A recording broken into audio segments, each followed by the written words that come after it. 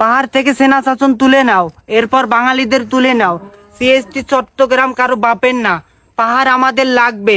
CST Chittagong আমাদের হতেই হবে। ওয়াং চিং পং চু চিং চাং পাহাড় তোমার সা দিয়ে দেবো। এই নয় সাহেব, খারাপ কথা বলতেছেন কেন? আপনি ক্যামেরাম্যান না? অন শট আসি, বুঝতেছেন না? আপনি কুল। ঠিক আছে, আর বানানোর কথা কবার কন। পাহাড় আমাদের লাগবে, পাহাড় কিন্তু উঞ্জাই তুমি আরেকবার কইলি। শালা উইরা জুইরা বইয়া বড় বড় কথা মারাও না, তখন দিন থাকবা দিছি তখন ভাগ্য কপাল। শালা নয়ন সাহেব কুল, আপনি ক্যামেরাম্যান, ভিডিও করেন। আমি প্রশ্ন করতেছি, সমস্যা নাই, হবে, একটু পরেই হবে। ওকে।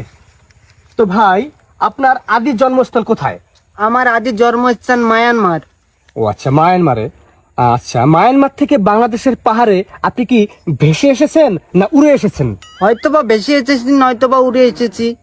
ও আচ্ছা, বুঝতে পারছি। আপনি ভেসে আসেন অথবা উড়ে আসছেন তো? হ্যাঁ আছি। আচ্ছা, বাংলাদেশের পাহাড়ে আপনাদেরকে জায়গা দেওয়া হয়েছে তো? হ্যাঁ হয়েছে। আচ্ছা, বাংলাদেশের সরকার আপনাদেরকে বাংলাদেশের নাগরিকত্ব দিয়েছে তো? হ্যাঁ দিয়েছে।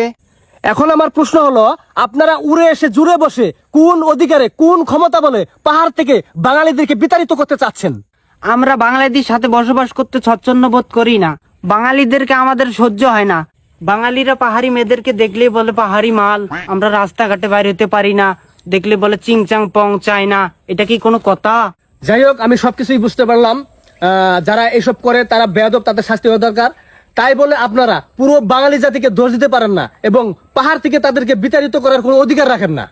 যাই হোক, আমার নেক্সট প্রশ্ন, আপনারা পাহাড় থেকে সেনা শাসন তুলে নিতে বলছেন কেন?